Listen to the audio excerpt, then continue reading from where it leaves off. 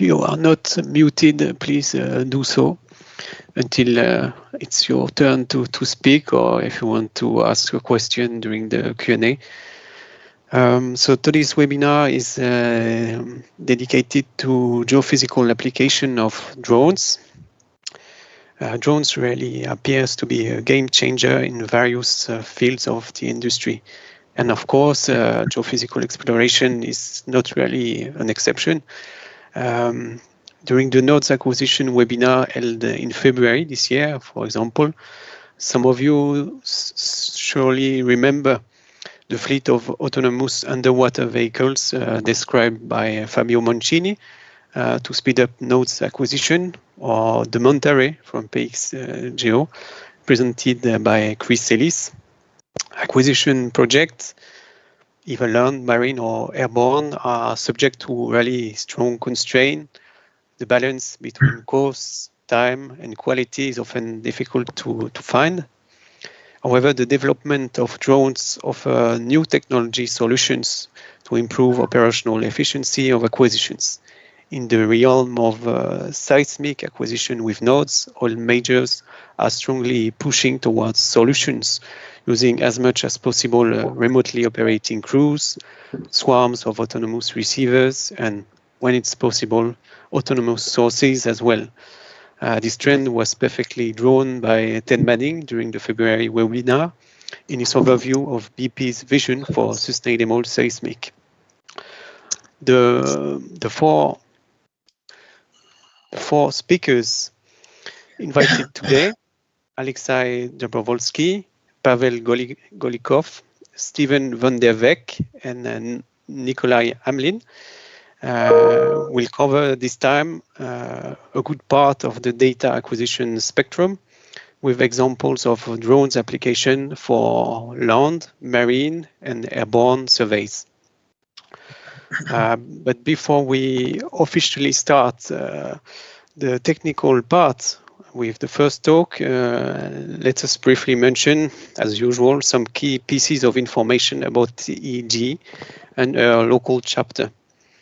EEG was founded in 1951 and aims at encouraging the development and applications of geosciences and related engineering topics. To achieve this, the association takes a wide range of initiatives to foster communication between all stakeholders of the geoscience sector: professionals, students, but also curious minds willing to discover the latest advances of this field. EEG organized conferences about many different topics, and local technical communities, the local chapters, join in this effort with webinars and, when possible, in-person events. One of the next conference opportunities offered by the association will be the Global Energy Transition Conference, GET 2024, held in Rotterdam this year. Don't hesitate to register if interested. If not already done, you could also consider becoming an EEG member to get access to a lot of learning resources, publication database, technical journals, subscription, and many more things. If you go to conferences regularly, becoming a member could also allow you to unlock very interesting registration discounts in the long run. And the membership fee for professionals remain relatively affordable, around 85 euros a year. As regards the EEG local chapter Paris team is growing slowly but surely, with new operational members volunteering. Latest volunteer, Abdel Belgit, entered the chapter last month. And within the board, IES Raji had to step down for personal reasons, so that we have the event lead position opened. We are seeking a professional with several years of experience in geoscience, business, and with multitasking skills, ideally. If you think that you could be a good fit, contact us. You can contact us via LinkedIn webpage to volunteer, propose ideas of topics for future webinars, and we are always open to discussions. In June this year, a team won the Best Local Chapter Award for the year 2024. We received it with great humility, of course, and we see it as an encouragement from the geoscience community to pursue activities and enrich offering of events, webinars, afterworks, and conferences hosted by our partners. That could be societies, companies, or universities. We do our best to encourage knowledge sharing in a friendly atmosphere while connecting professionals from all around the world. We have already organized quite a lot of events this year, and we are pleased to announce that we have some new ones on the way. For example, we have arranged a technical session from the GET 2024, and this session will take place on the 7th of November. End of October, we'll also propose a webinar, mainly for students, to introduce them to geothermal energy business. In December, we would be pleased to meet you in person at Société Géologique de France for end of the year event. Next year, we are also planning other events.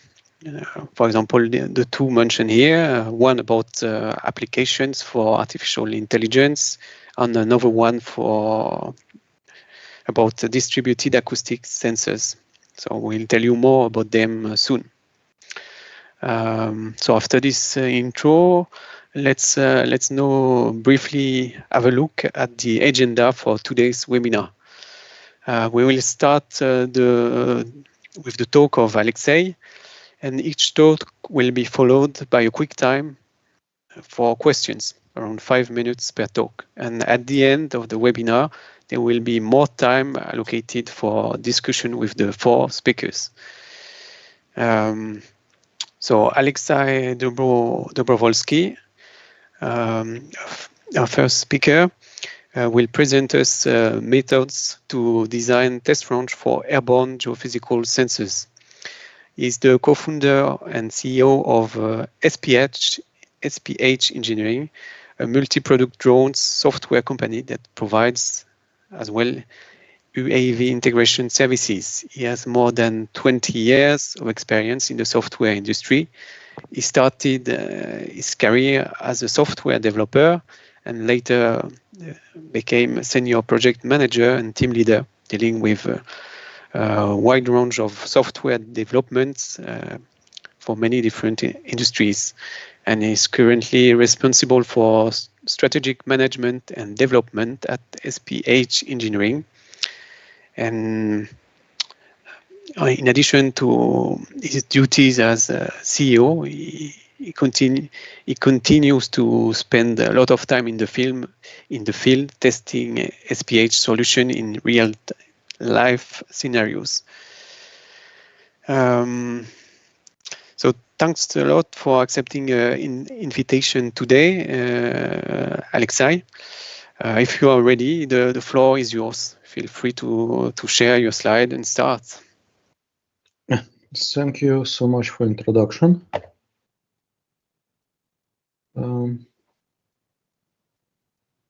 So today, is my screen visible? Yes. Yes. Excellent. So today I have a very simple topic to discuss: designing of test ranges for airborne geophysical sensors. Why I decided to propose that topic? Because last few years I saw, I think, hundreds of data sets from different test ranges, not from the real fields, from real jobs, but from some test ranges. Some of test ranges were arranged by vendors or manufacturers of equipment and software. Some smaller ranges were equipped by end users of some geophysical sensors. And in the data, I saw the same problems. And actually, I want to discuss. What I want to discuss is how to design test range to collect useful data. So let's start. So what can be purpose of test range? First of all, many manufacturers, vendors, and research organizations have a need to test, to do repeatable tests of sensors, software, workflow, to drive improvements, to validate new methods.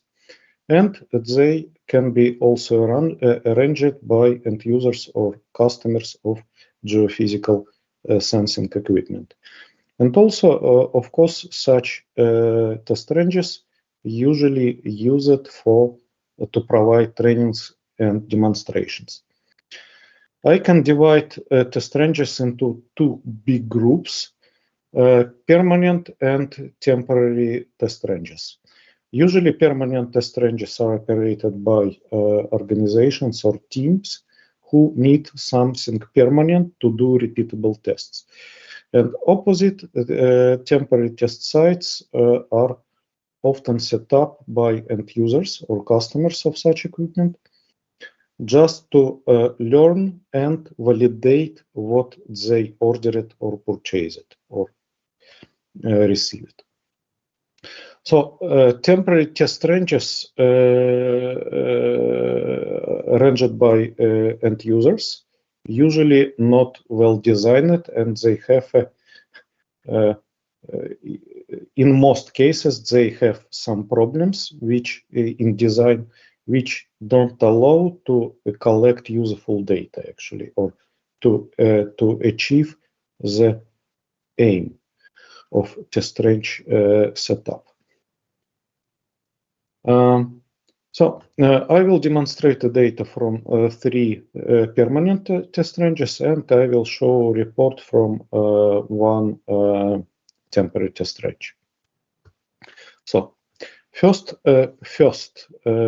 test site is located in Germany. It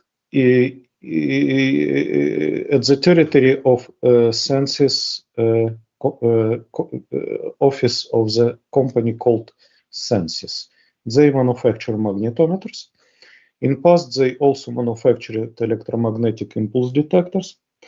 Here is quite big territory of their office, and test range is here.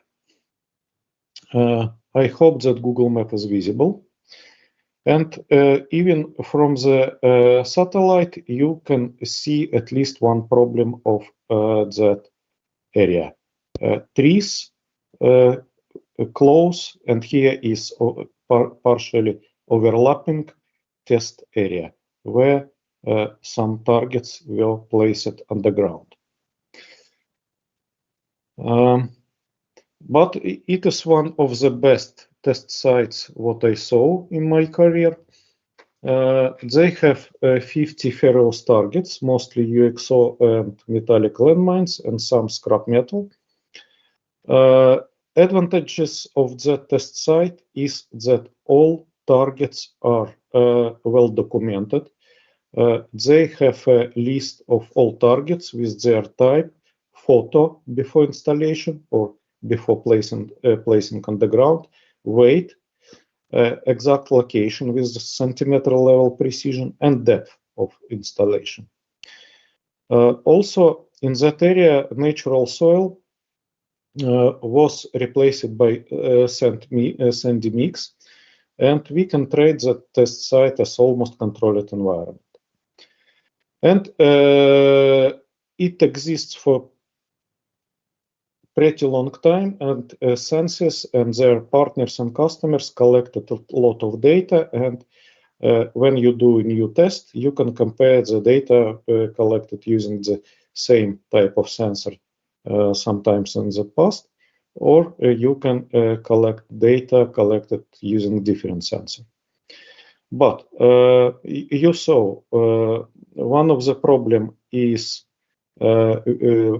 absolutely visible problem is that on north sides side of the test area, there are a couple of trees, which makes some installed targets already not accessible using UAVs, using flying UAVs. And several targets are too close to each other. I can show you how it looks in the data. We have a few data sets provided by Sensis, and we also had a chance to test few sensors manufactured not by Sensis. And how it looks.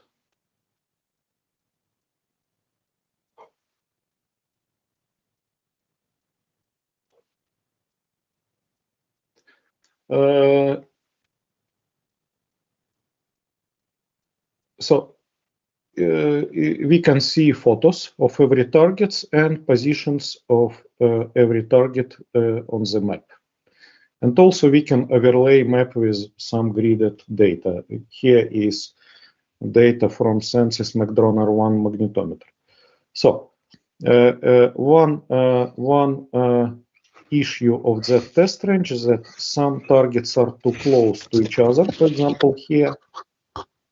And here is analytic signal. No, here is total magnetic intensity map, but some targets are too close, and sometimes we cannot understand to what target belongs visible anomaly. And as I previously said, some targets are outside of area accessible using drone. But in general, that test site is excellent, and we have a lot of data to compare, and it is very useful when we test some new systems here. Yeah, and we have a data not only from magnetometers, but also magnetometers mounted on the drones. We also have a data collected using handheld and array systems, as well as GPR. Second test site is our own test range. It is located also at the territory of our office. It is also well documented. We have a position of every sensor. We have KML file for every permanently installed target, and of course specifications of every target. But we also have some problems here. First of all, it was designed to test different sensors, not only magnetometers, but also airborne GPR systems, ground penetrating radars. But you can see maybe here the mixture of the soil. Unfortunately, only after installation of targets, we found that most of them are not detectable using GPR because of very heavy soil with high conductivity. We spent quite a lot of effort to put non-metallic targets here, and most of them are not detectable except a couple of biggest targets which are detectable in the middle of dry season here. But it works actually for its purpose, and we also have a public collection of multiple data sets from different sensors. For magnetometers, maybe we have a biggest in industry collection of public data sets collected using maybe all most popular sensors manufactured in the world. We also collected magnetometer data using terrestrial systems. Here is GEM systems GSM 18 and multiple multiple drone mounted systems. And also funny data sets. Maybe you know that you have magnetometer in your pocket, I mean smartphone. It is data collected using smartphone. Interesting that all big targets are also visible in free of charge magnetometer data. One more problem, we use the test site to test not only magnetometers, we have data sets for gamma radiation sensors, because here we have different mediums on surface, and that spots are very well visible in gamma radiation spectrometer data, and also GPR. But we don't have a good platform to represent GPR data, but we provide access to raw data.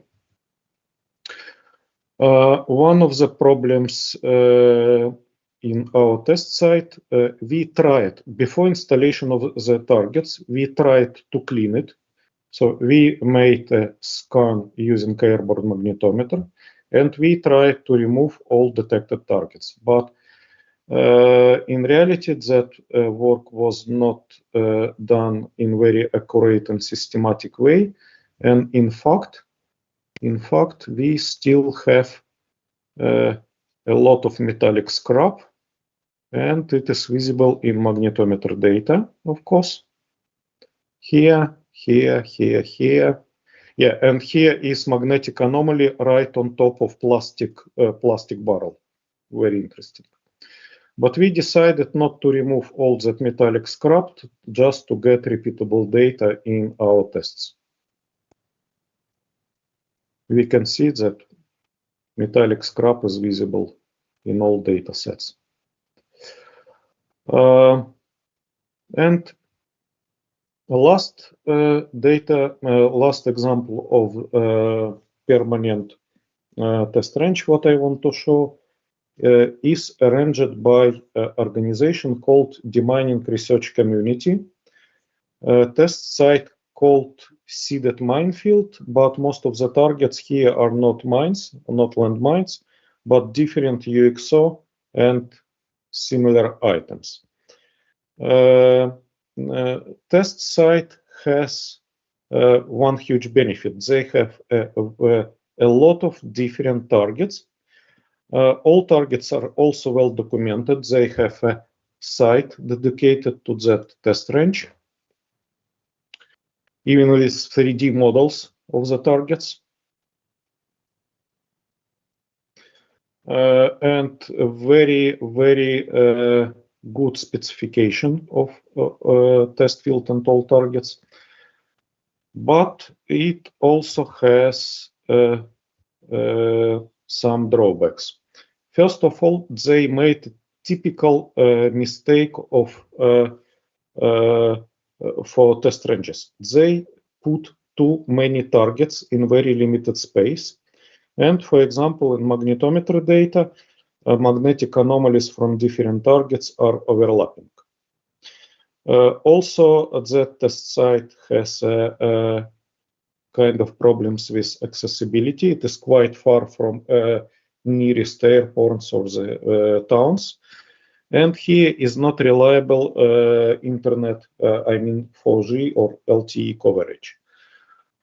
It was a problem for us. Our team arrived here without own RTK base station because they planned to use RTK corrections from the entry provider, and in reality they found that coverage is not reliable, and part of the data, when we collected our data sets, part of the data was collected without precise coordinates. We published raw data also for the test site. It is public data set and results of quick and dirty processing. If you're interested, access to raw data is here from two types of magnetometers. Yeah, you can see how dense is placement of the targets on that test range. So, typical issues for test ranges. Number one is accessibility in terms of logistics, costs associated to with access to test site and with the survey. In some places, test ranges, permanent test ranges were arranged initially to test terrestrial systems, and it is hard to get at least official permit for airborne to use drones. Common problem is confined space because land usually costs a lot, and it is just by occasion we have a huge area under our test range, area 60 or 70 meters wide and almost 500 meters long. But most test sites are arranged in very limited space. And because of that, many test sites builders are trying to put all available targets to that limited space. Most of sites have a very poor documentation. In best case, they may have some notes about relative placement of targets, but not precise coordinates, and lack of target specifications. So it can be in notes, they can have a record some artillery shell without precise make, caliber, weight, and orientation underground.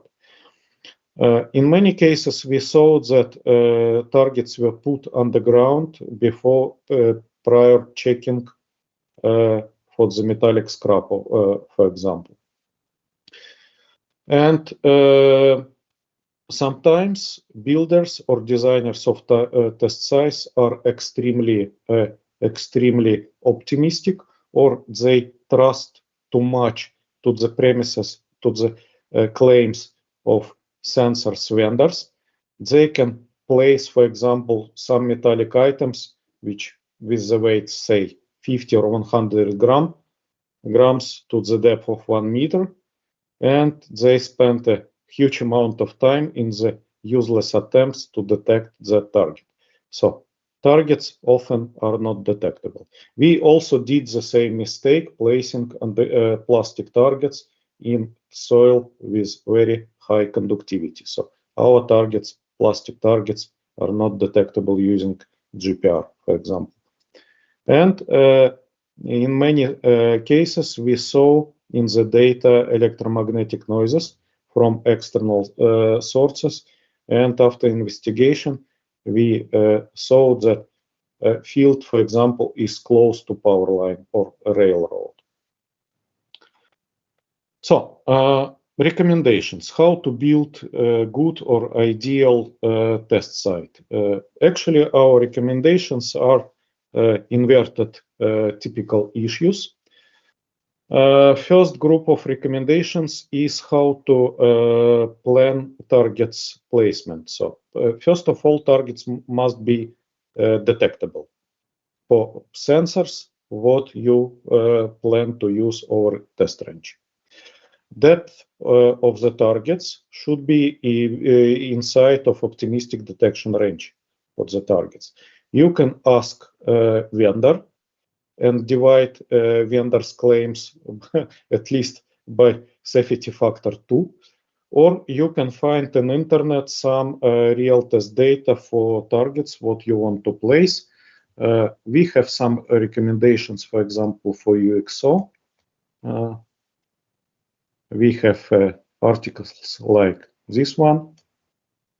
with a detection range for different UXO items, or you can find something in scientific papers.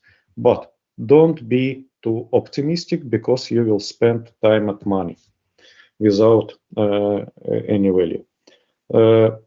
Also, recommendation is to have multiple similar targets, for example, the same artillery shell, and put it to the different depth in different orientation, because, for example, vertical artillery shell in vertical or horizontal orientation will produce different shape of detectable magnetic anomaly. And detection range for different orientation can be also very different. Separation between two adjacent targets should be big enough to have not overlapped anomalies or signatures of the data. And each target must be documented. So when you put the target, before you put the target on the ground, we can recommend to make a photo, measure the weight, size, log its type or make, or just describe that each piece of the pipe made of some steel, and everything should be saved in accessible log for every user of the test site. For the area should be safe and controlled. I saw test site, as I remember, in Israel, when users were not able to fly at the altitude 10 higher than couple of dozens of meters, because as soon as drone will fly higher, its GPS will be jammed.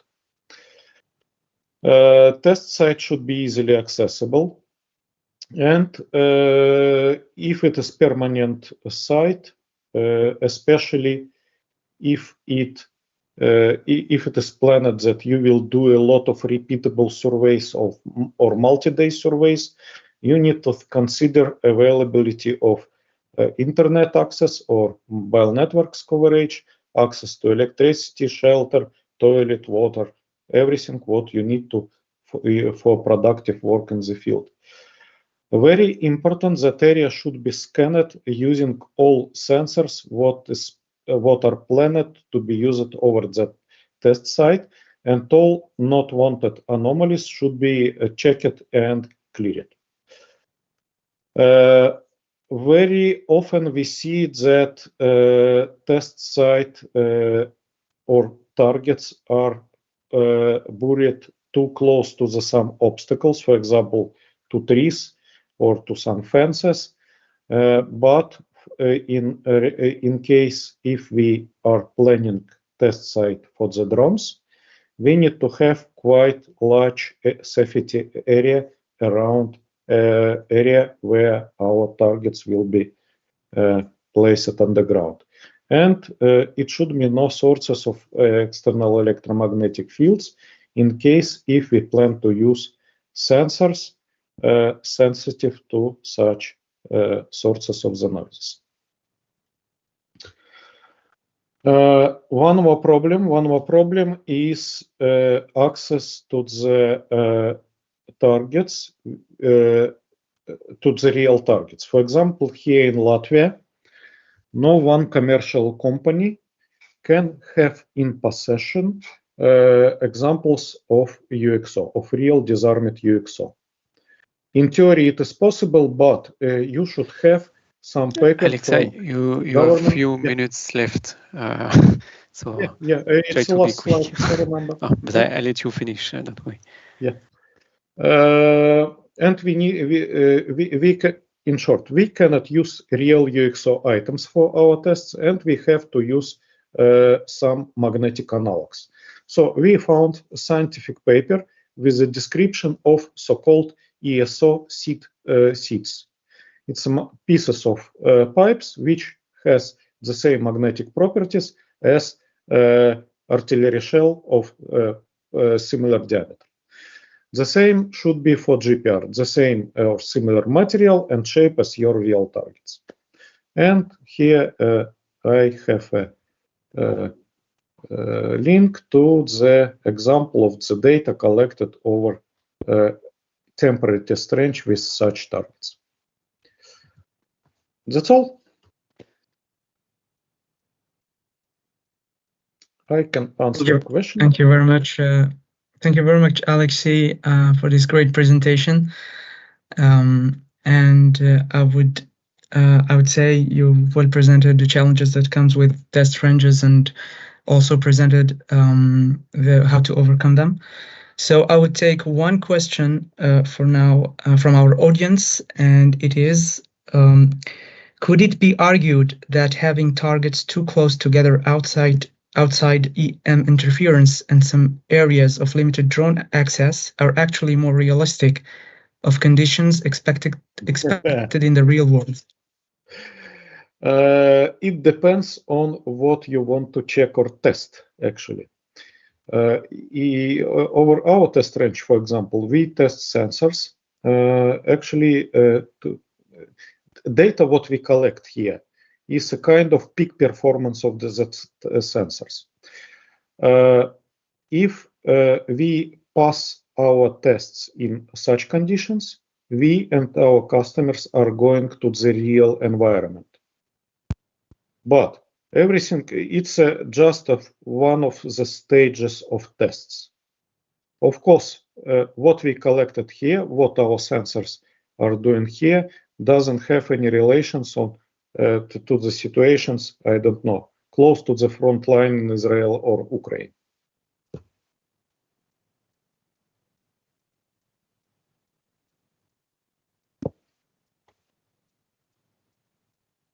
Thank you. So we will take the rest of the questions at the end of the presentations, and we would move to the next presenter. So Guillaume, I let you go ahead to introduce the next presenter. Okay, so let's continue with another example of drones application. So this time it will be application for land acquisition. And the talk will be delivered by Pavel Golikov, and it is entitled Towards Autonomous Land Seismic Exploration, Field Trial of Seismic Drones. And so Pavel is a lead geophysicist at the Expect Advanced Research Center of Saudi Aramco. He holds a PhD degree in applied geophysics and petroleum engineering from Norwegian University of Science and Technology. He has quite a wide range of expertise, seismic data acquisition and processing, especially the migration and inversion steps. And his knowledge and know-how of acquisition extend to novel technologies as well, like the robotics application, DAS, data analytics, and machine learning. So Pavel, if you are ready, please, you have the floor. Feel free to share the slides and start. Thank you very much, Said, for the introduction. First, can you please confirm that you can hear me? Hello? Yes, we can hear you. Yes, we do. Yes, we can. All right, sounds good. Because Teams is trying to disconnect. All right, let me share my screen.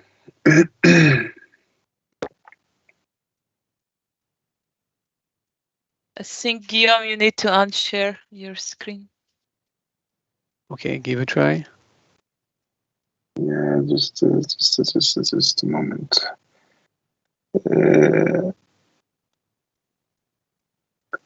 Oh, wow.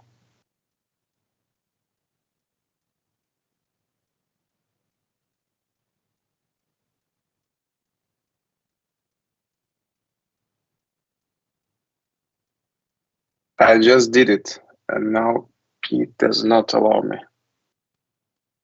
Can you see it now? Yeah, yes, we do. Oh, great. Sorry for the delay. All good now? Yes. Thanks. Can you see this small window? Or it's only for me? Trying to minimize it, but it doesn't. We see the slide perfectly. All right, that's great. Okay, sorry. So, hello everyone. Good afternoon, good evening, and thank you for inviting me for this webinar. It is a pleasure and honor for me to present our work related to the land seismic exploration with the seismic nodes. Some of you probably have seen my previous publications. We started this project a couple of years ago, and the idea is simple. So, we are operating in a harsh environment. The Saudi desert is hot and not very pleasant place to be, and we always try to minimize the exposure of our personnel and try to automate and robotize as much tasks as possible. So some couple of years ago, we started thinking, what can we do to avoid placing thousands of sensors in the land seismic exploration, and how can we help people with that?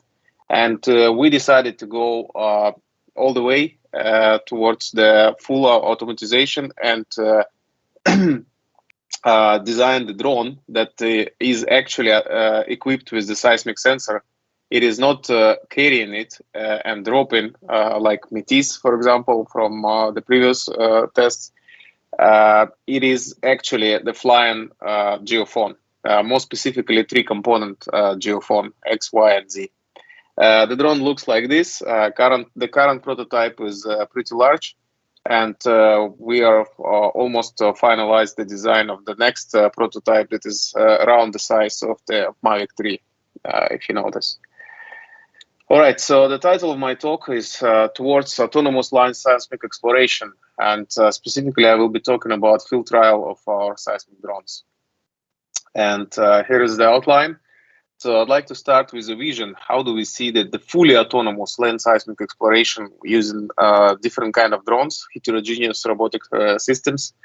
And then I will talk about our recent field trials, and I will talk a little bit more in details what kind of steps do we do usually in the conventional seismic exploration, and how can we aid it with the robotics. I will show a few examples of the data, and then we'll of course talk about weather challenges and steps forward. So first, we would like to, our ultimate goal is to design a fully autonomous robotic land seismic crew that can do all the tasks and operate fully autonomously without any human around. And the key component there is the flying geophone that is already designed and being tested. Also the scouting drone that is mapping the area of the survey. And of course, the missing part is the source. And currently we are developing the rover-based land source, and hopefully soon I will be able to present you the first results. So here on this video, you see how it may be when the first the area is being scouted by the scouting drone that we call Sagar, and then the swarm of the seismic drones, Assad, is flying around the source and recording the seismic. So let's start from the beginning. Since our current prototype has no camera on board, for the simplicity and robustness of the system, we require the accurate map before we go and acquire any data. And this map also needs to be classified into the go and no-go zone. So any obstacles or high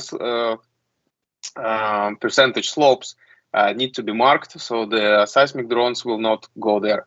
So here is the example. How do we do it using the scouting drone? So the drone is simply flying and acquiring the aerial image.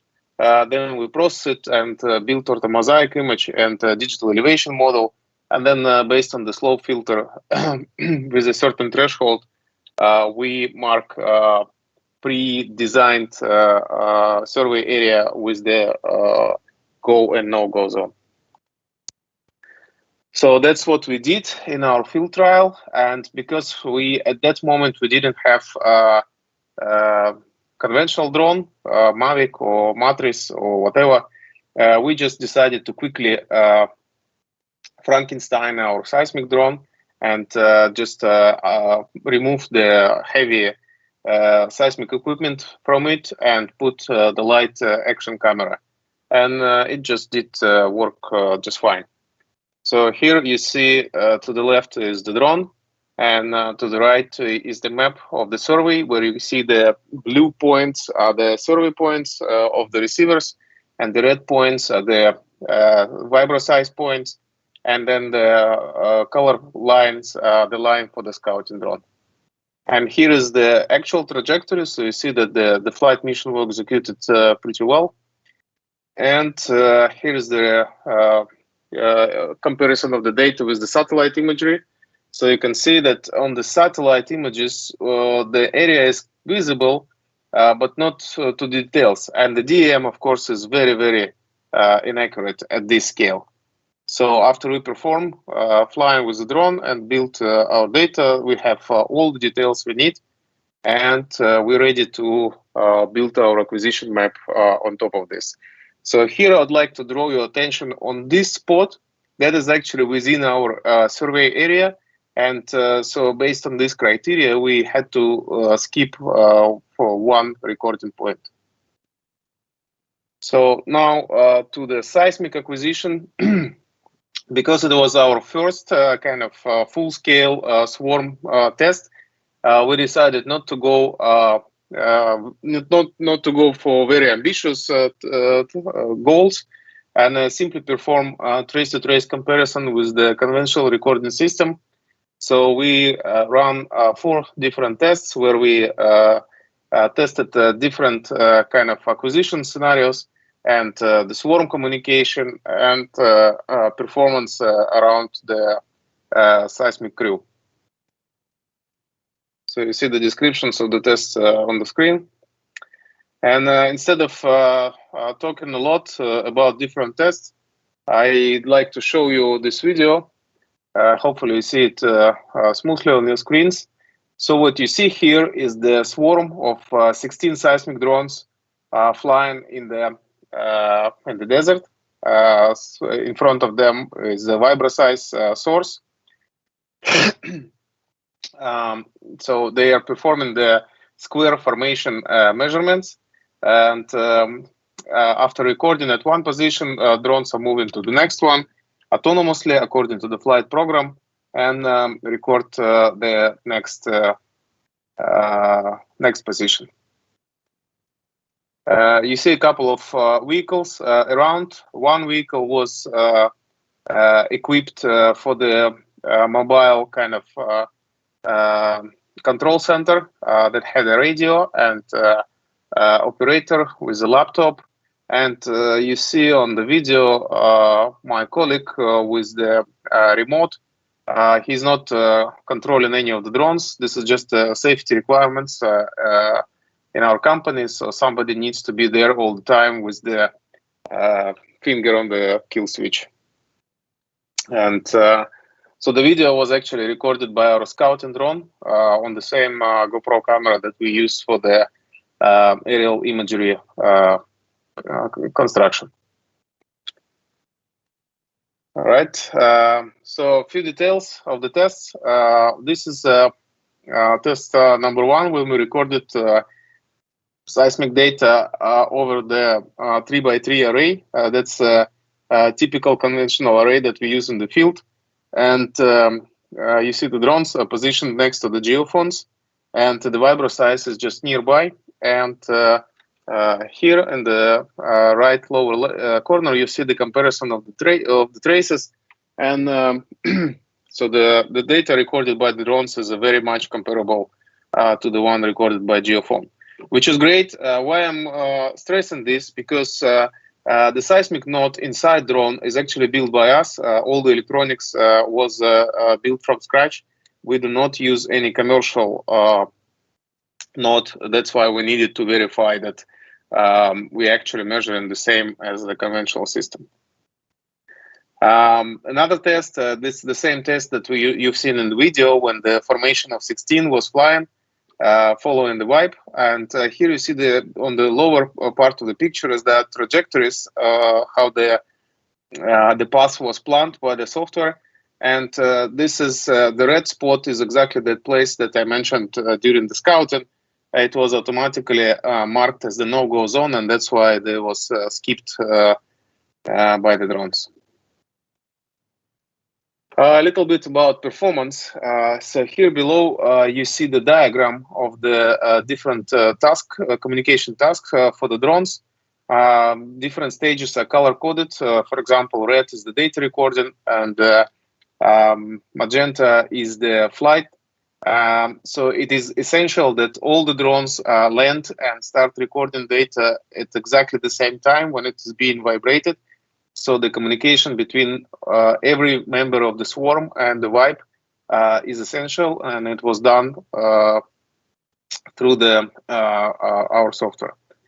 And so basically, when we didn't run it at the full speed for the safety, but still the movement between recording points is around 20-30 seconds. So basically, we're limited by the speed of the wipe.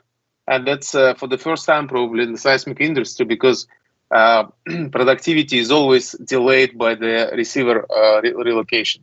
And for the first time probably it was actually limited by the wipe speed.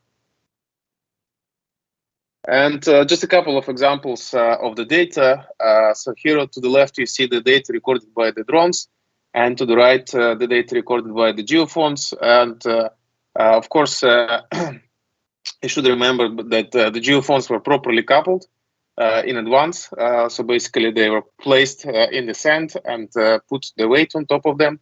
And the drones were coupling using our coupling mechanism when they push and twist the sensor into the sand. So although the further offset traces are a bit noisier, with the signal processing, it is possible to identify the first breaks and the surface waves. And the spectre is also comparable, and actually because the ASATs are the single sensor and the geophones are the analogous 9 geophone arrays, you see a little bit wider spectra for the drones.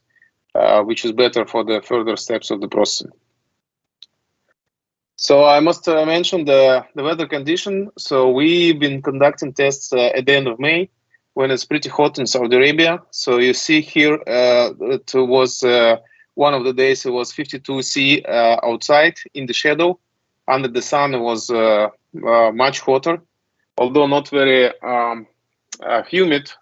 Still the heat was limiting factor. Here to the right you see the image of the drones, and these black antennas, some of them you see are bent, and that's because their plastic became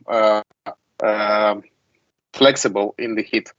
And here on the in this picture you see the temperature recorded by the different sensors inside the drone. So at the end of the working cycle, some of the sensors recorded temperature around 80 C. Despite that, we managed to perform 3 days tests, and with no issues, the hardware actually worked fine. And here is just a brief description of another test that we did in the busy urban kind of industrial zone. We performed a 2D seismic profile where the drones fly and land in the 2D line and record the data produced by the weight drop source. And in some areas where the weight drop couldn't reach, it was a hammer. And this day there was a very strong wind, that was blowing out the sand from below of the sensor, and we had a couple issues. So several times we had to stop and redeploy the sensor. Here is an example of the raw data recorded. So because we've been recording with the moving sources, the drones had to stay there and record continuous data for almost 5 hours. So here you see that horizontal and vertical component and the spectra below. And this is the pre-survey when there was a lot of people and the cars around, so the data is very noisy.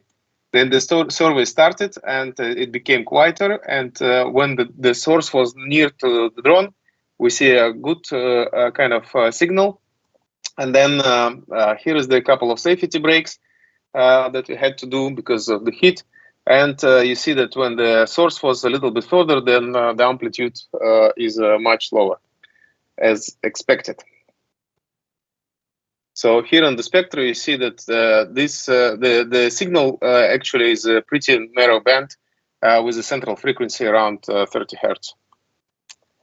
So after the processing, nevertheless, you can start seeing signal. So this is the common receiver gather recorded by one drone. And here you can identify the surface wave and the first breaks. And surface wave is, of course, can be used for the dispersion curve analysis. And here to the right is the VF panel where one of the dispersion curves is picked. So this brings me to the conclusion, and I'm happy to report that we successfully field trial seismic drones in the very challenging desert conditions, very high heat and the wind, working alongside conventional seismic equipment, fulfilling all the safety requirements, and that our seismic swarm flights were executed flawlessly. So using our in-house developed software for the path planning and the mission distribution. And the seismic data is comparable to the one recorded by the conventional geophones. Our scouting drone delivered ultra-high resolution map and DM, and that was used for the designing actually the seismic drone flying program. And of course, the challenges are extreme heat that reduce battery life, and we had to redesign kind of acquisition program on the fly because of the reduced battery life. And of course, it was challenging for the hardware and the personnel. Strong wind was not only making flights difficult, and we had to put kind of wider safety zone around each drone, but also brought some noise on the seismic data, and we had to deal with it. And the coupling issue, of course. Sensor coupling in general is remaining the major challenge for the drones, and we are already working on the several alternative kind of design for the sensor coupling. With that, thank you for your attention, and I will be happy to answer your questions. Thank you very much for this great presentation. It's great to see new advances in the seismic field. And I would take 2 questions from our audience in the chat box. So the first question is from Mamsi, and is it possible to use for water detection in terms of hydrogeological study? There was some glitch in the audio. The question was about hydrogeological studies, right? Yes. So is it possible to use for water detection in terms of hydrogeological study? I think so. Yeah. If your aquifer is visible as a good seismic reflector, then of course you can do. And so basically, our seismic drones can be used in all areas where you can use conventional seismic. Only the sensors are moving themselves, right? And you can fully utilize the flexibility of the acquisition design. Right. I would go to the second question from Christian Sanda. What are the characteristics needed for the drone to be able to record and do exact exact sample mapping like that? I'm not sure I understood the question, but for drones to be able to record, they need to have a sensor, right? And they need to have memory on board. That's what they do. And if we're talking about drones that are able to record seismic signal, well, obviously they need to have a seismic sensor. In our case, it's geophone, SG10 geophone, 3 of them actually, because it's a 3-component. And our next prototype will be equipped with both geophones and the MEMS accelerometers. I hope that answered the question. Okay, thank you. I would go with the third question from Brice Dayard from S3. Is the sensor driven into ground and decoupled from the drone, or is the whole drone the sensor? The whole drone is the sensor. So between the drone body and the sensor, there is a mechanical gear that is pushing the sensor cap up and down. So when the drone lands, it pushes the sensor down and put all the weight of the drone on this sensor. And also there is another motor that is twisting the sensor to make it penetrate better into the sand. So basically, it is half kind of buried, and the drone weight is pushing it to the ground. That's how we achieve coupling. But then, the drone itself is the source of the noise. And to kind of reduce this effect, the sensor cap is decoupled from the rest of the body with the silicon membrane. And the property and the design, geometrical design of the membrane, we did several numerical studies, and we found the one that is damping the noise in the most efficient way. All right, thank you very much for answering those questions, and you can see the rest of the questions in the chat box, and we would move to the next presentation. So Guillaume, would you please introduce the next presenter?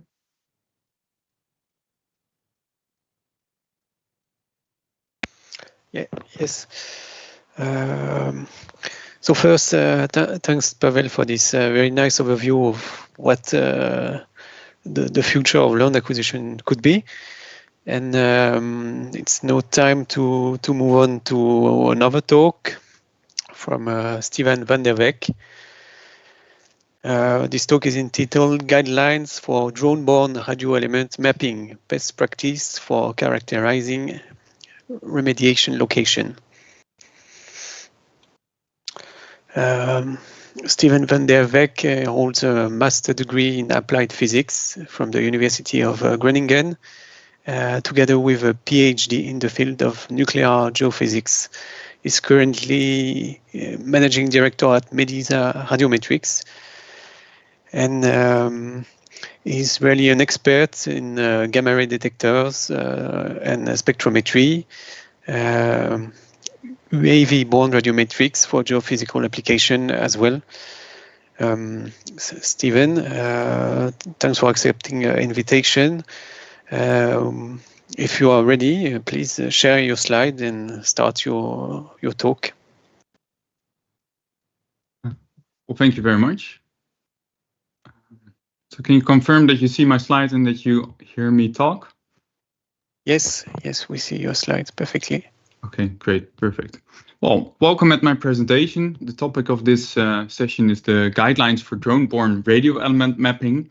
And in this title is the term guidelines. And this is something that's become very dear to me because I think this is a great way to further push this technology of geophysical techniques under drones, or more specifically, the radio element mapping on drones. But before I'm going to dive deeper into this, I want to say a little bit about my background, although you introduced me, Guillaume, because I think it's important for this talk and why I am the right person to talk about these guidelines. So I first got involved in UV-borne gamma ray spectrometry about 8 years ago.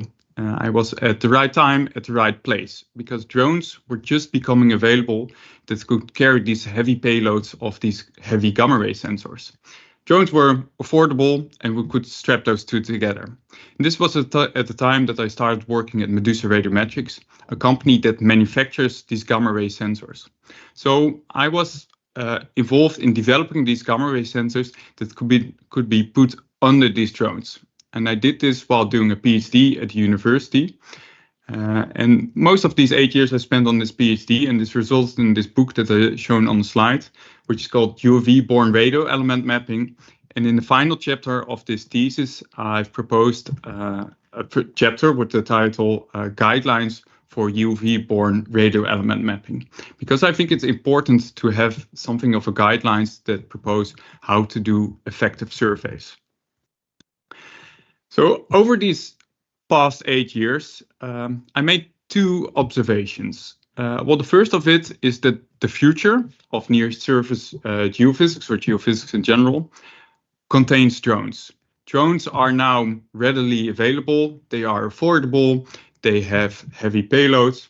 And the thing is, they are becoming better and better. So drones are now a nice addition to the toolbox of a geophysicist, but in the future, this will expand even more and maybe even replace some of the current techniques. The second thing that I observed is that drone-borne geophysics requires collaboration, because the technology that's inside these drones is amazingly complex. And at the same time, the technology in these geophysical sensors is also becoming more complex. And both technologies are evolving at a very quick rate. So right now, it's almost not possible anymore that all this knowledge is combined in one single person or a company. So I think there should be collaboration between the developers of the drones and the developers of the technology and the applicants of the technology. And one way to facilitate this is something that's dear to me, and that are these guidelines. So guidelines are a set of instructions that aim to get the most out of your data. So it's a way to ensure data quality. Guidelines are not that strict, they are suggestions how to do it. And I think that should be their purpose. The purpose should to be maximizing the data quality. But at the same time, guidelines are also needed to identify which are the topics that require further research. So the rest of this presentation, I'm going to present a case study where these guidelines were used and how these guidelines led to higher data quality, but also how these guidelines help to push this technology of UV-borne gamma ray spectrometry even further. Before going into this case study, I want to quickly go over UV-borne radiometrics, although I think that most of the people in the audience are familiar with the technology of gamma radiation measurement. And as you may know, this technology of using radiometrics is an old technology. It has been used since the 60s for mineral exploration. However, with the introduction of using drones in combination with this detector, it also allowed the possibility to enter new fields of research. Therefore, this technology is now also being used in environmental mapping for soil texture, but also for contamination tracking. It's used in precision agriculture to optimize the crop yield to find out which minerals are present in the field. And I think one of the very strong applications of drone-borne radiometrics is in mine characterization, because a drone has the advantage that it can easily hover over a certain areas that are otherwise inaccessible because they are very steep or they're dangerous for an operator. So normally a ground-borne survey is not possible. This can be done with the drone-borne survey. And another benefit of the drone is that you can keep the very high resolution of being close to the ground. So drone-borne radiometrics has lots of advantages over the conventional techniques. Now, moving on to the case study. And what I'm going to present here is a case study done by the German Geological Survey in collaboration with the International Atomic Energy Agency. And this was a study in Uzbekistan near a small town called Yangiabad. And this small town has a bit of a history, because in the time of the Soviet Union, this town was used to send all the uranium ore that was dug up by the Soviet Union in Western Europe. They didn't want to process it in Western Europe, so this small town received a lot of uranium ore. And you can see this still in the area, that there are large heaps present that contain this uranium ore. Now, during the time of the Soviet Union, there were uranium ore processing plants there that took the uranium out of this ore. But with the end of the Soviet Union, all documents related to the storage or the state of this area got lost. So right now, there's a huge pollution risk near this small town of Yangibat because there's uranium ore, but also heaps that have a possibility of leaching chemicals into the environment. And although Yangibat is a small town, there's a bigger risk because in the valley of Yangibat runs a small stream, and the stream ends up at the capital of Uzbekistan. So there's a real danger of landslides causing pollution to the stream, which ends up at the capital. So as the first effort to clean this up, this collaboration aimed to map the area as a first step in towards the remediation of this area. Now, what they did here were two surveys. The first one was a ground-borne survey, which you see on the image on the left. Here you see the path that was walked. And you see that there are large gaps in this area. This was, if you remember the movie in the previous slides, it was a very hilly terrain, so not all areas could be captured by a ground-borne survey. So if you would make a map of this, you will miss certain areas. And here, the drone comes into mind. On the image on the right, you see the flight path of the drone survey. And as you can see, it covered almost all areas that were of interest. But you see also something funny about the flight path. The first flight path, all the way to the left, was flown first. This was a completely automated flight path, and therefore it was possible to fly a very regular spaced grid, but also maintain the same height between the ground and the drone. But in the fields, they quickly realized that it took too much time to plan these surveys because of the height differences, but also because of obstacles present in the area.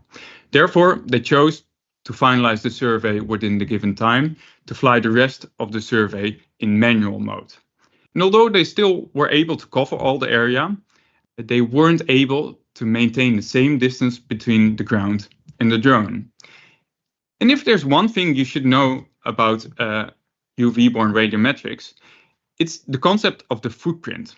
And the footprint is the area from which radiation is emitted that ends up in your drone, and in fact is what you measure. But what you should know is that this footprint is very height dependent, meaning that if you fly at a higher height, your footprint is larger. And the gamma ray spectrometer cannot distinguish differences within this footprint. So meaning that you fly higher, you have a larger footprint, and you miss some small scale spatial variation.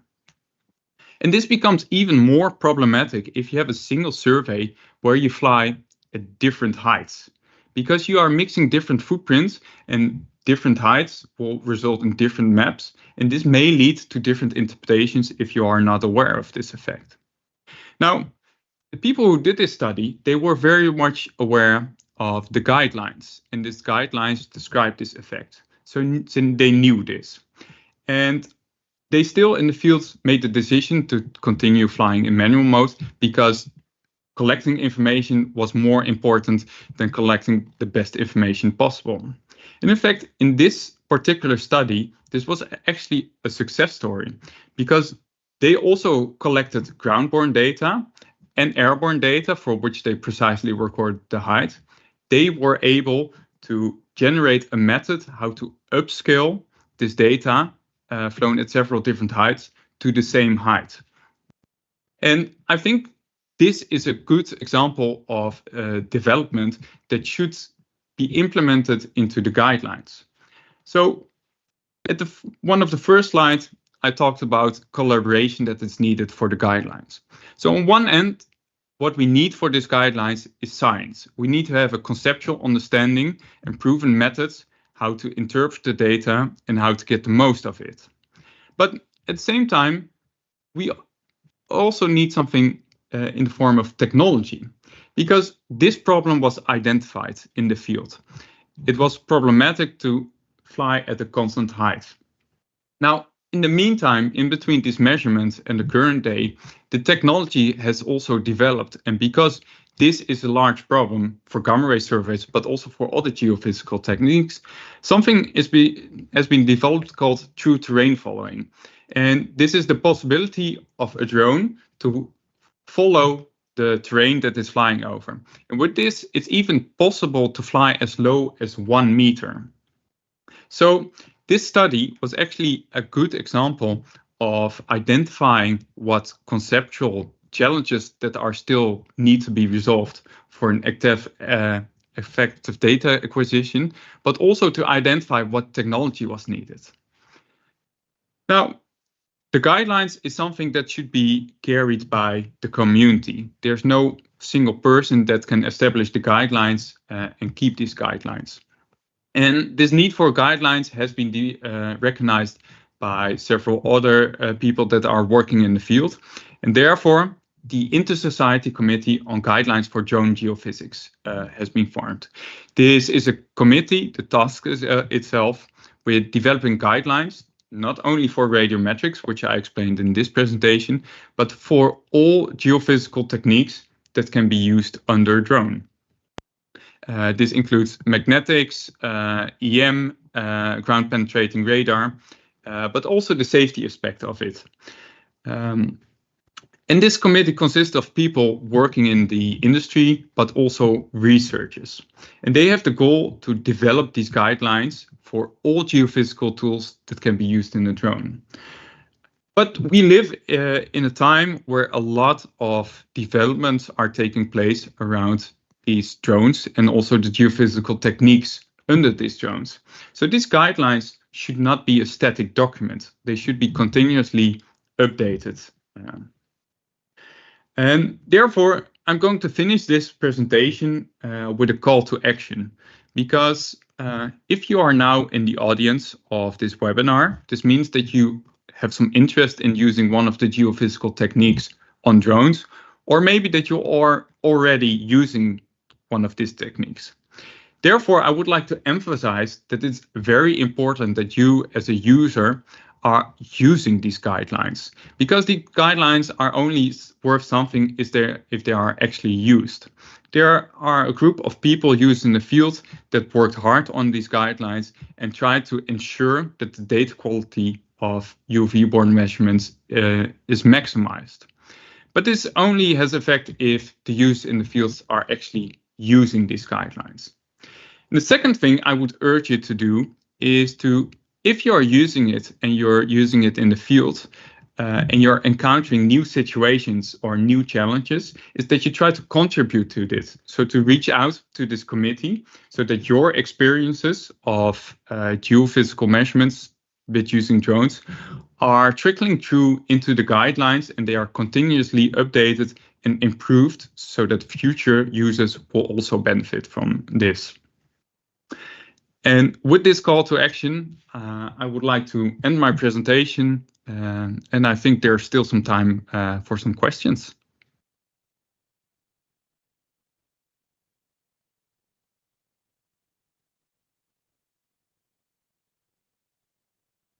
Thank you very much, Stephen, for this great presentation.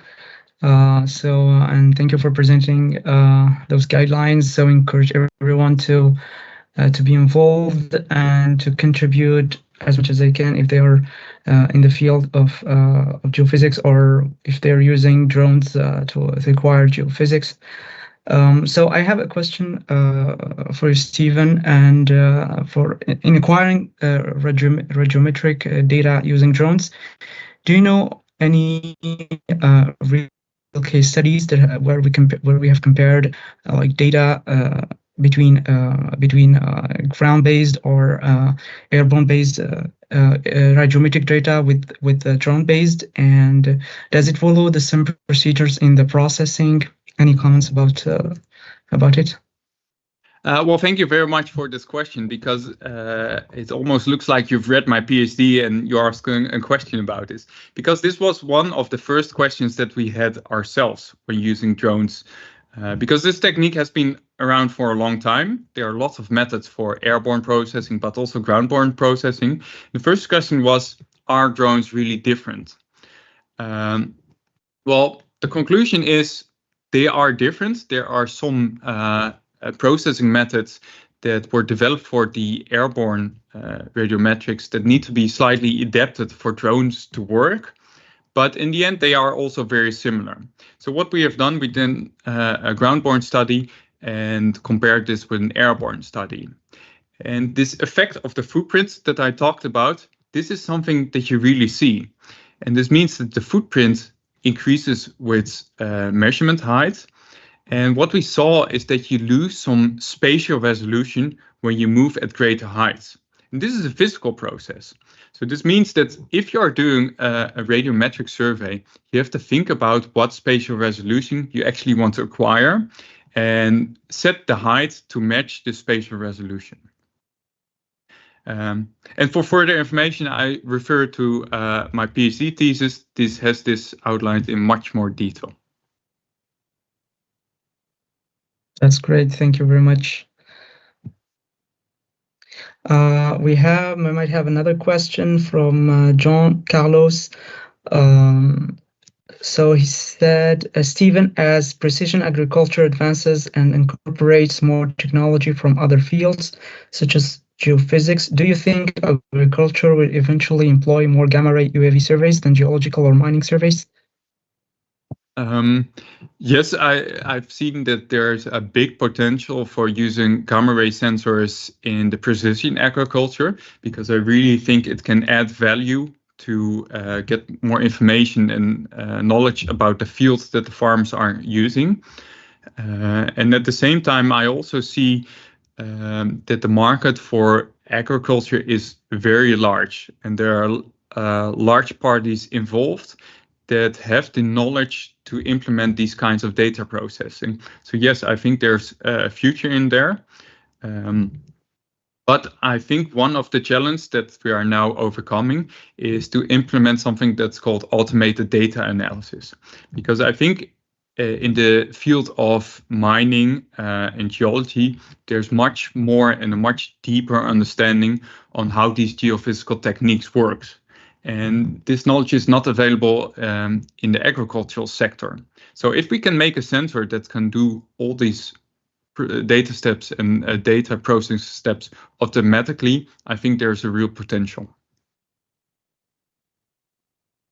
Okay, thank you. One last question from Roger Clark. Have you seen linked drone pairs being used for geophysical methods that would benefit from separated but both airborne sources and receivers, EM, GPR, etc.?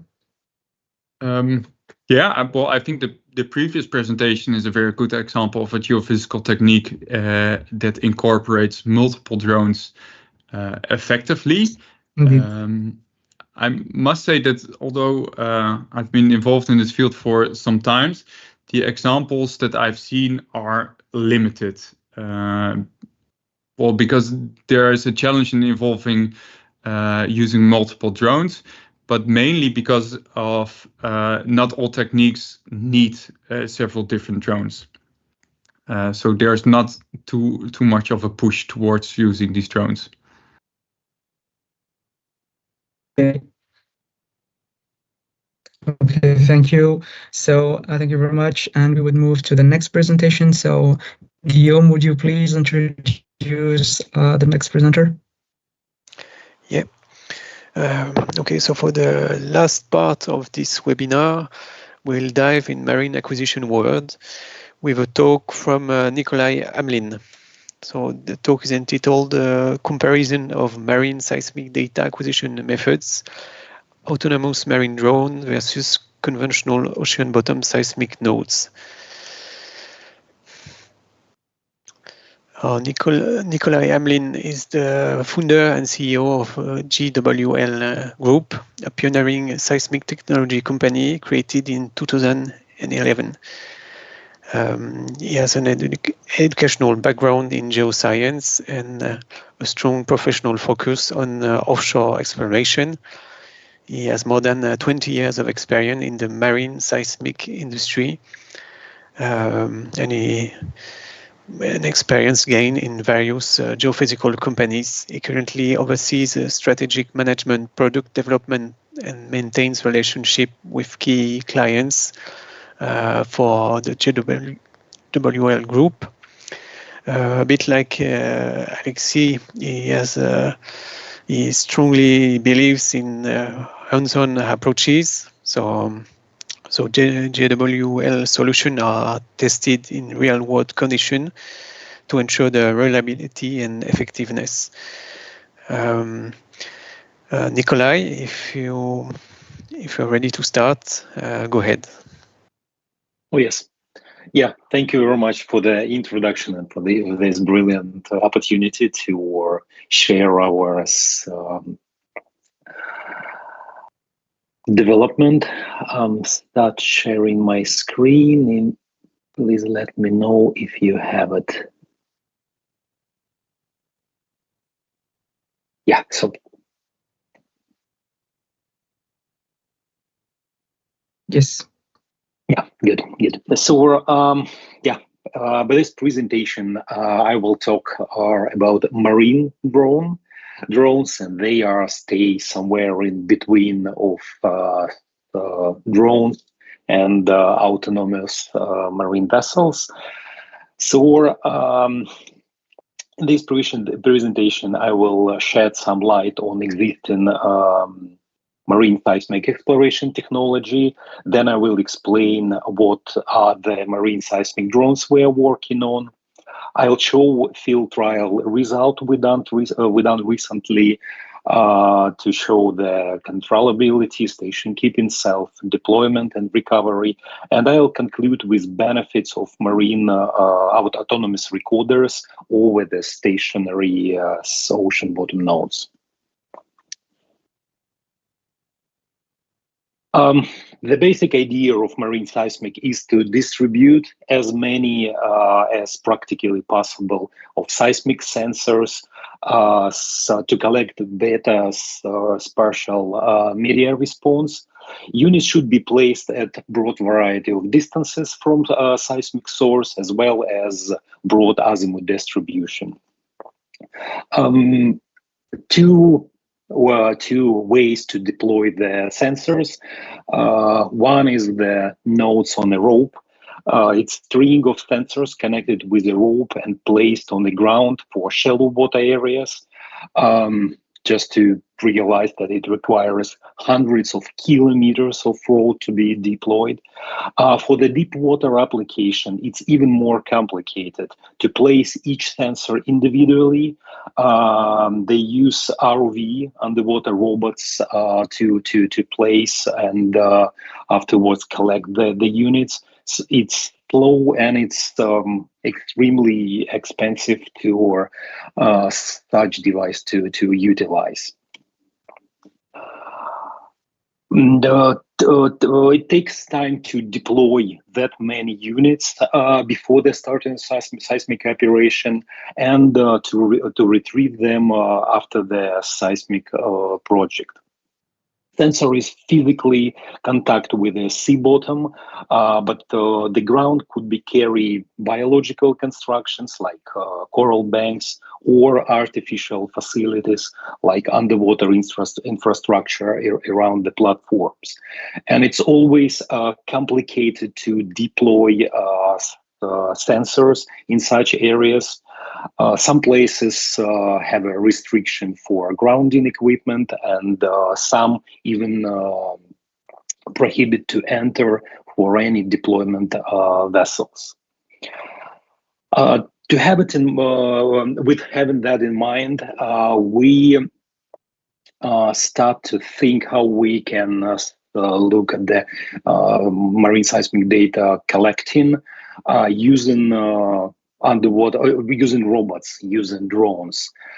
We balance between the flexibility of to have geometrical flexibility to have sensors anywhere we want, and at the same time to have a cost efficient in mind to collect the seismic data. So unlike ocean bottom nodes, that's deployed to ocean bottom.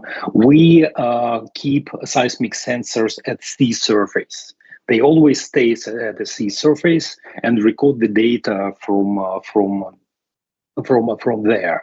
So our system is a swarm of recorders that's controlled, and they distribute over the area and collect seismic data. So each unit have a propulsion, so they are able to station keep and relocate to collect data. So the recorders itself, it's lightweight. Drone, it's just 18 kilos each. That is really lightweight for any marine applications. With the propulsion, they maintain against wind and current to relocate themselves. Being on a sea surface, we have an access to GPS positioning, time synchronization, and also each unit maintain constant radio or satellite communication with the control system. In terms of sensors, we kind of agnostic. We have a range of sensors. It's just hydrophone, and geophone, or triple hydrophone over under. So it depends on the client's preferences and geological objective of the area. The system have an online real-time QC. So while you acquire the data, its system sends the QC attributes, or no blind recording, and the endurance for this device, while they are autonomous, it's 15 plus days of endurance, and we use different sources of energy to extend the duration. So just to give a brief understand, so this is a current and wind, and this is the station keeping activated. The unit stays kind of virtually anchored. Then we switch it off. It's drifted away. When we turn it back on, it's returned to the same geographical position as we wanted to be. The second part of the system is control. It's pilot system. We take survey design from standard survey design programs and load it into our pilot system. Pilot system produce, we call it scenarios for how the drones, swarm of the drones will behave when they relocate, to which point. System control that drones are not collide into each other. They avoid obstacles, and the system control any interfering with their third-party vessels, to give them priority. For the area, we define no-go areas, some shallow waters, man-made constructions. Drones in real time communicate both way with the AIS system. On one hand, to scan for any vessels in the area that are going to cross prospecting area, and on the other hand, to transmit location of the drone to make to make the fleet around aware of the drone locations. So this is the illustration how the pilot system drives the units. It's avoid the islands and bring them to our dedicated recording points. This is lake close to our office in Sweden. So in once they come to the area, they switch to station keeping mode and stay and collecting the data. Even if we have some vessel or some boat around crossing the area, the pilot system command to make a safe path for the vessel. And when acquisition pattern completed, the units relocate to next to keep recording. So this is kind of maybe exaggerated example, but it's clearly illustrate the flexibility of the system and how it's controllable. So you can see that all the units safely get to their points. Recently, we made a field trial where we tried this. The system was tried in on high sea in the northern sea.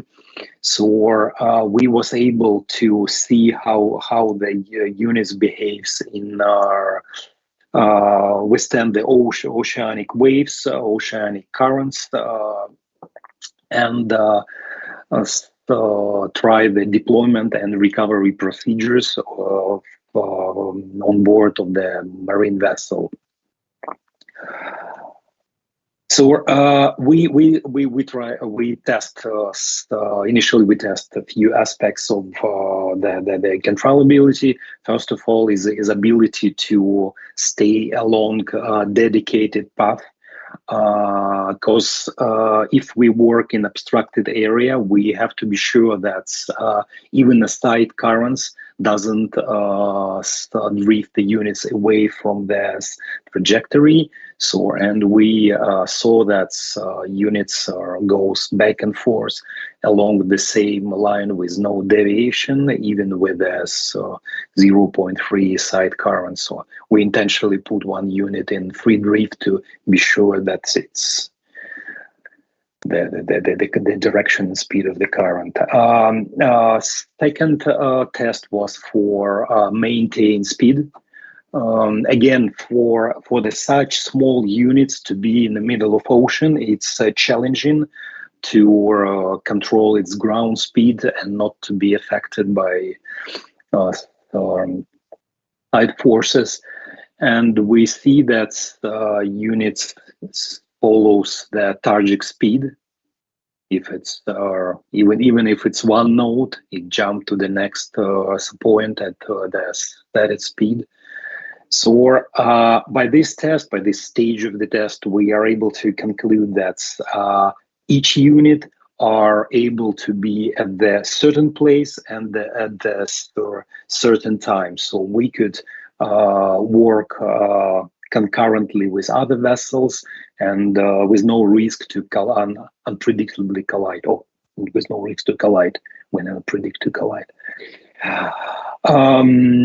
Next test was self-deployment.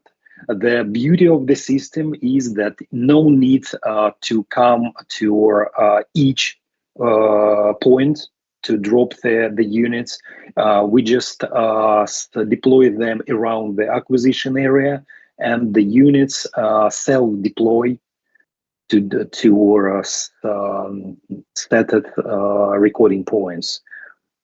And once they are at the point, they keep station as long as we need them to collect seismic data. This is a kind of close up of 5 hours of station keeping. And again, for such lightweight units, it's a very good result to be close to the recording points. And even we had the current that change in direction over the time and change its speed. The units adapt to the change in our environment, but stay at the point and collect the data. I'm intentionally not to focus to seismic part of that, but I could just say that we had a chance to compare with the collocated ocean bottom nodes, like reference recording instrument, and after balancing for different water depth, the data and noise was really close to ocean bottom nodes, so we could say that recording by float size devices delivers same good data as ocean bottom nodes. And I could say the biggest challenge in working in ocean is not even deploy, but to recover. How to pick up something from water on board of the vessel if everything is moving. I mean, the units is moving, water is moving with the currents, and vessel is drifting. And we call it follow me, when the pilot system is constantly transmit dynamic pickup point, and the units enter to this point and keep station even if vessel is drifting or slowly moving. And once it's at the point, we pick it up from the water.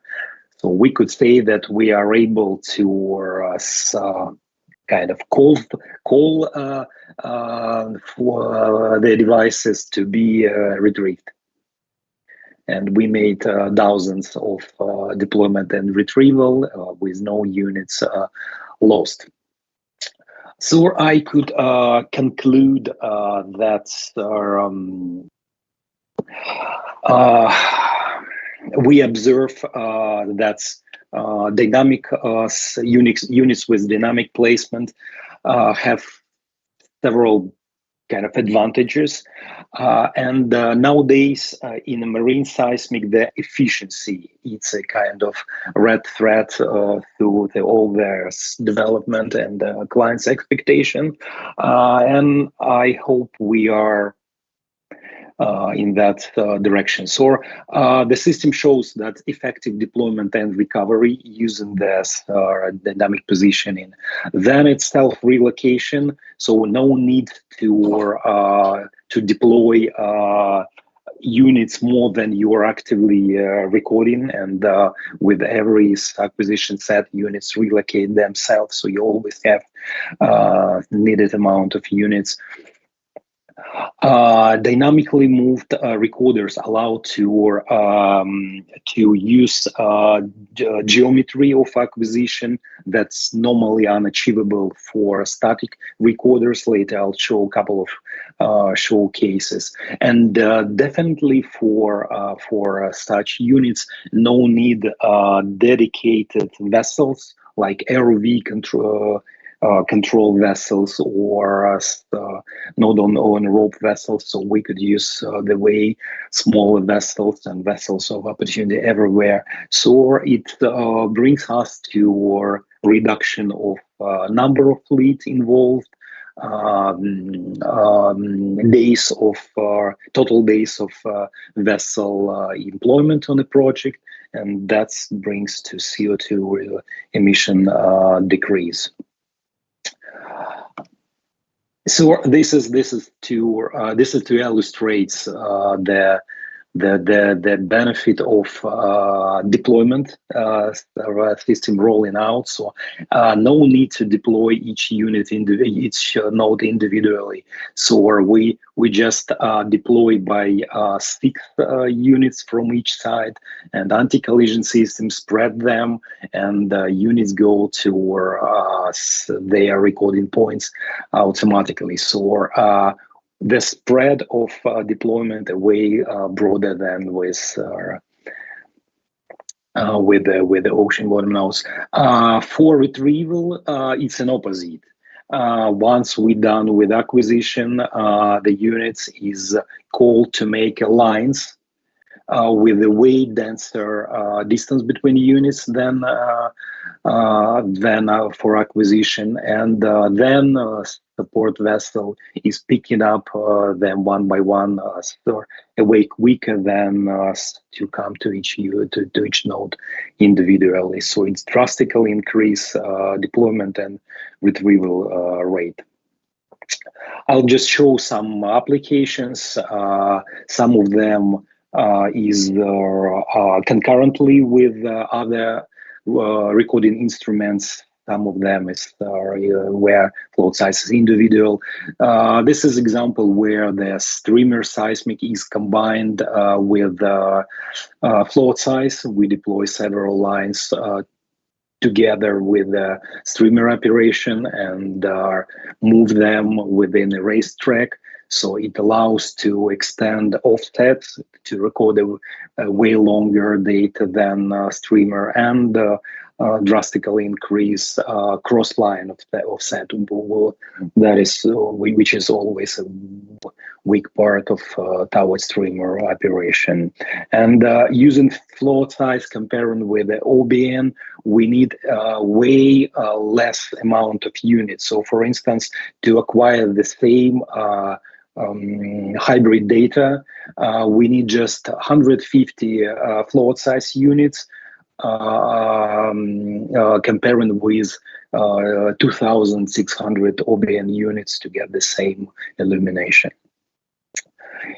This is using for the drones for 3D operation, and the idea is that we place the patch of the drones while the source vessels are shooting from each side, and once source vessel complete the shooting, so we send a relocation command to all active drones. Even if it's 1,000, they will simultaneously start relocate themselves, and within 10 minutes, the new acquisition patch is ready for next shooting. It's and in nowadays in ocean bottom node seismic, the slowest part is relocation of nodes to the next acquisition part, and this is the way. With dynamically positioned nodes, we can even arrange for geometry that's statistically give a better illumination, better resolution, but unachievable towards bottom placed units. So we working with Arctech, and they propose the design of so-called spiral shooting, where this you have a platform well, and you need to get this intensive seismic data around the well. So the source vessel shoot along the spiral, going closer and closer to the platform, or as close as possible. But at the same time, the receivers compress while the offsets is decreasing. So it's compressed until it reach touched interval, and they just stay and recording the data. So we need a way less receivers to get the same distribution of azimuths. So to kind of outline the further development for the system, I could say that we see that the system, we see the system to transit to fully autonomous seismic, where there is just a control of operator, but the most of operations is done automatically. First of all, is advanced backdeck operation, recharging process, deployment, and picking up. The second big step for us is to switch from batteries to hydrogen fuel cells.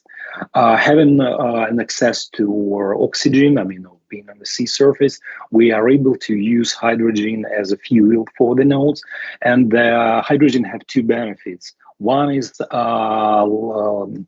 bigger energy density, so we need it in the same volume. We got 2.5 times more energy, and the second benefit is quick refilling. To charge the battery, we need 4 up to 6 hours to recharge, but to refill hydrogen tank, it's just 30 seconds to balance the pressure. So it's opens the door for autonomous refuel when autonomous boat like that carries the hydrogen high pressure tank and come to the units, refill them and leave them for another 20 days of operation. And definitely its integration of our system into autonomous support vessels and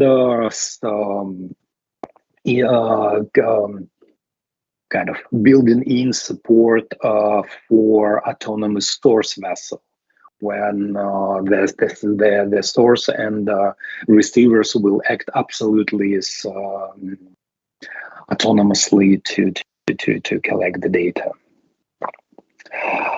That's it from me, so I left some extra time for questions.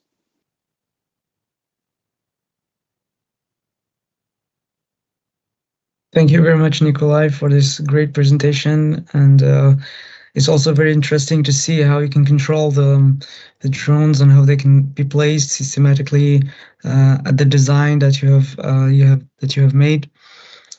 So I would take the questions we have in the chat box, and the first one is from Pavel, who was with us, who was the previous speaker and introduced the autonomous seismic acquisition system. So the question is, can each drone carry mini streamer with multiple sensors? Actually, it is, because one of our sensor is 15-meter streamer with 3 hydrophones on it. The only thing is we have to keep in mind that longer streamers, like 15 meters, it's decrease the endurance of the system, because on a high currents it requires a lot of energy to keep station for the drone. So technically it is, but it's always balanced between the length of the streamer and autonomy of the units.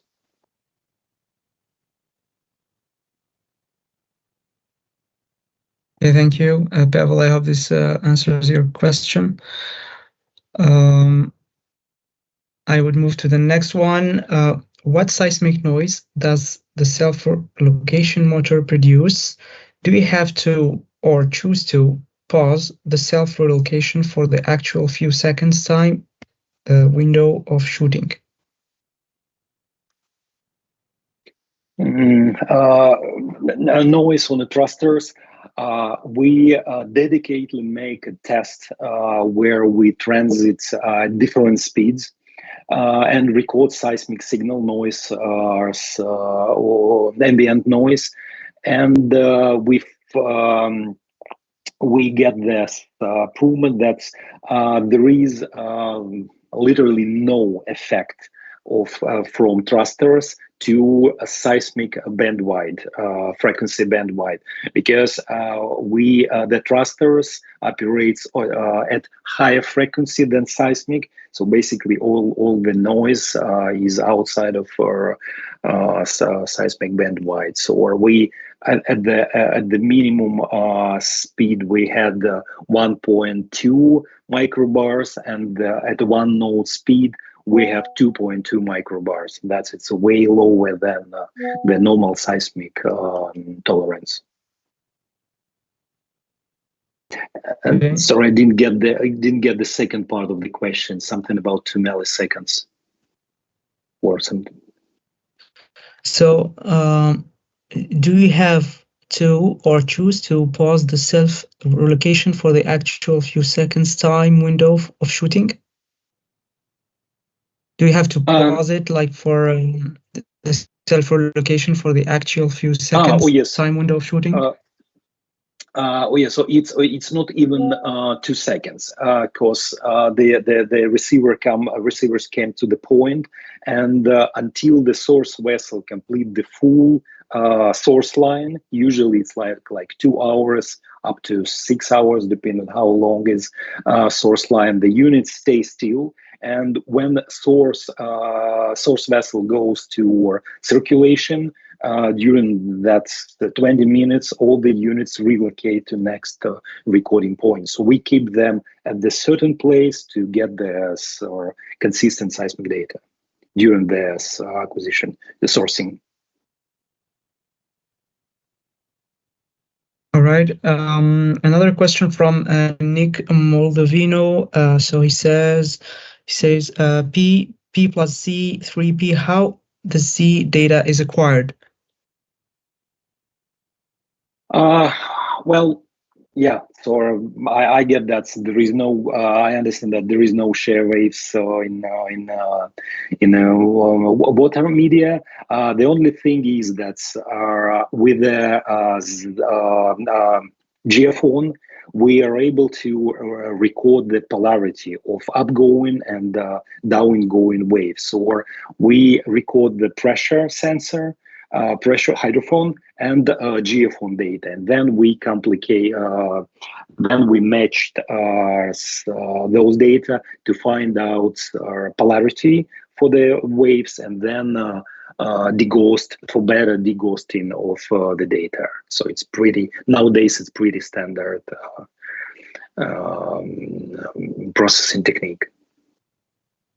So okay. So I would ask you one extra question.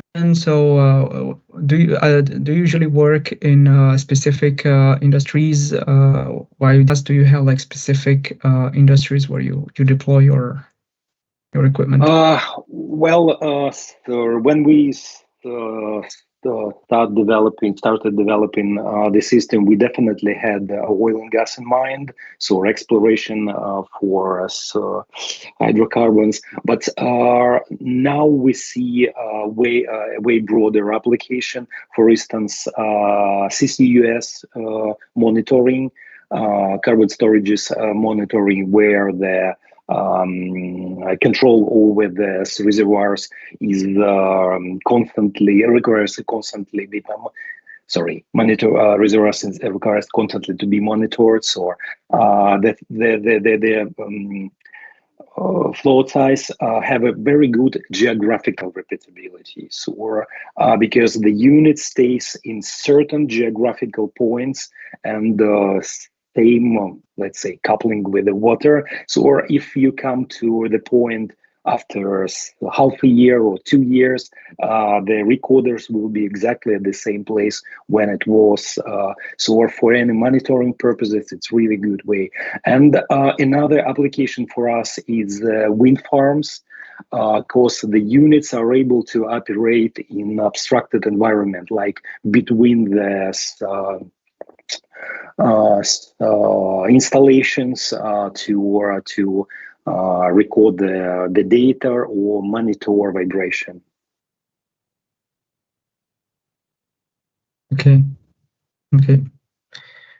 Well, thank you very much. Well, we encourage all our participants to ask questions if they have ones. I have one question from Alexey. I'm not sure if he's still with us. I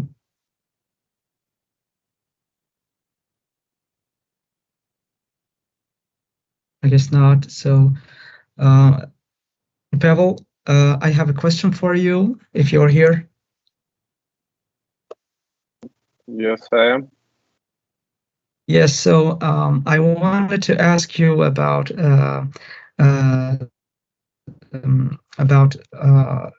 apart from coupling problem, what are you willing to improve in your acquisition system in order to get closer to the geophone acquisition, the classical ones that is used in the industry?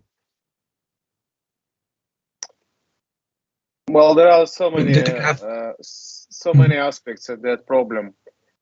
So we definitely want to get as good as geophone or MEMS in terms of data quality, if not better. That's just basic requirement, right?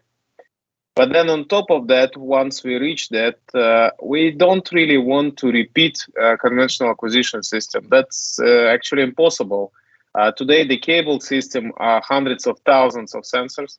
The cableless, wireless nodal systems are tens or sometimes even again hundreds of thousands of sensors. We don't see like swarms of hundreds of thousands of drones are flying. Although today swarm of 10,000 is achievable. That's what we see in the light show drones kind of performances. We see this technology as the specialized targeted kind of acquisition system where you really need to utilize the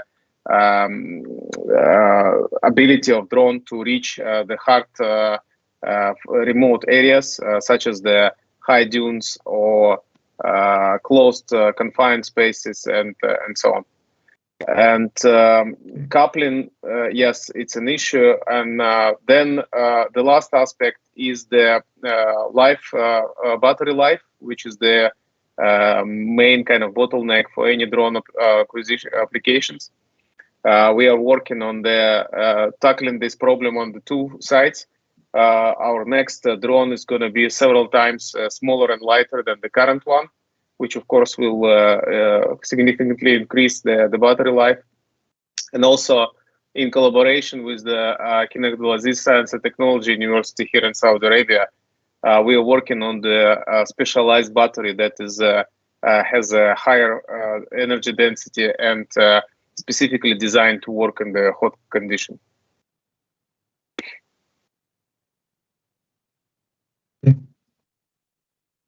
Thank you very much, Pavel. I guess we were close to end this webinar. Guillaume, do you have anything else to add?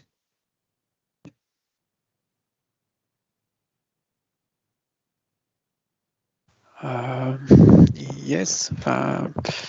Before closing this webinar, we simply would like to remind you our next 3 events. So we have one technical session at the GATE 2024, an introduction to geothermal energy, end of October.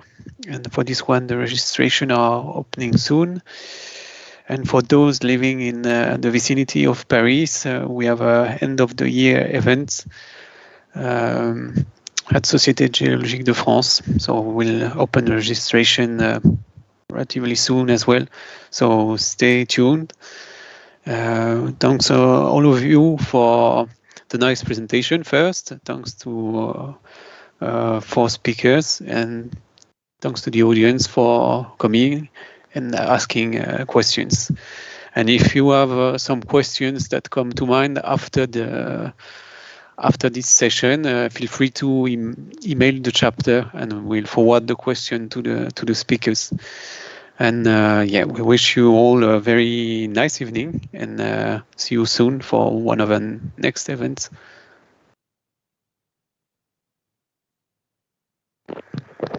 Bye-bye. Thank you very much. Thank you very much.